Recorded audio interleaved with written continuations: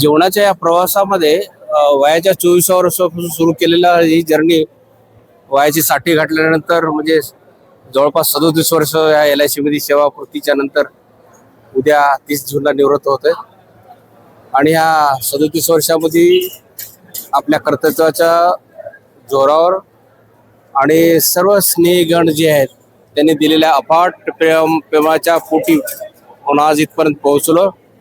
आणि सर्वांना एकजूट घेऊन कार्यसिद्धी करण्याच्या मनस्थितीचा प्रवृत्तीचा मी माणूस आहे. आणि कामं भरपूर केले आणि आपल्या नावावर आहेत. या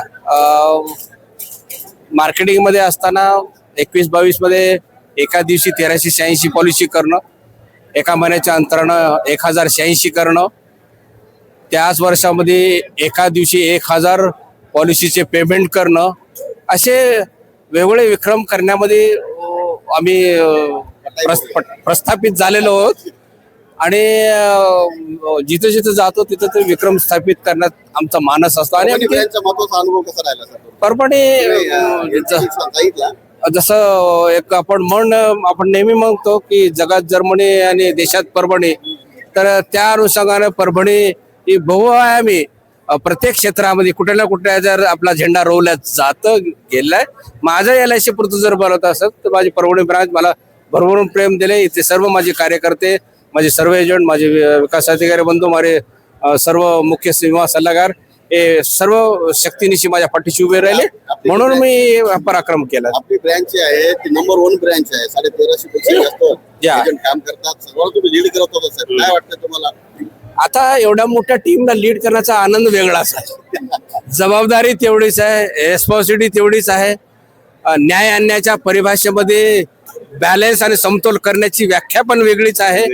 आणि तारेवरची कसरत असते. सर्वांना असं म्हणलं जातं की सर्वांना आपण खुश ठेवू नाही शकत, कोणी ना तर कोणी ती नाराजी थोडी बहुत असतेच. आणि पण माझ्या प्रती जर म्हणायचं असेल तर मी शक्यतो असा प्रयत्न केला. एखादं काम माझ्याकडनं नाही झालं तर ठीक आहे, पण मी त्याला नाराज नाही केलं. आजचं काम उद्यावर गेलं, उद्याचं परवावर गेलं, पण नाराजी जेवढं माझ्या नशिबी कमी यावं एवढा मी प्रयत्न केला. स्टाफ माझा नंबर 1 परभणीचा स्टाफ आहे.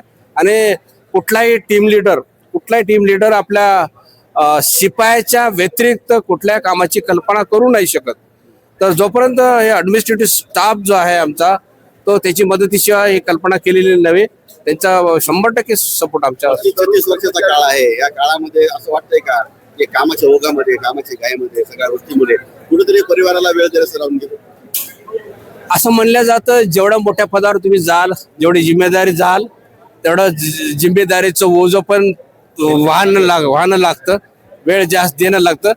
या बॅलन्सच्या परिभाषेमध्ये कदाचित तराजू माझा जो आहे तो कदाचित ऑफिसच्या कामाकडे थोडा जास्त झुकलेला असावा, पण शक्यतो मी घराकडे मी सुद्धा न्याय भरपूर देण्याचा प्रयत्न केला. कर्मचारी जे आहेत आजचे नियोजित आहेत, ताणतणावात असतात. आपण इतकं आयुष्य घातलं आणि खेळमेळीच्या वातावरणातील सर्व कर्मचाऱ्यांना एक देऊन गेला. या अनुभवातून त्या कर्मचाऱ्यांना नवीन काय सांगाल?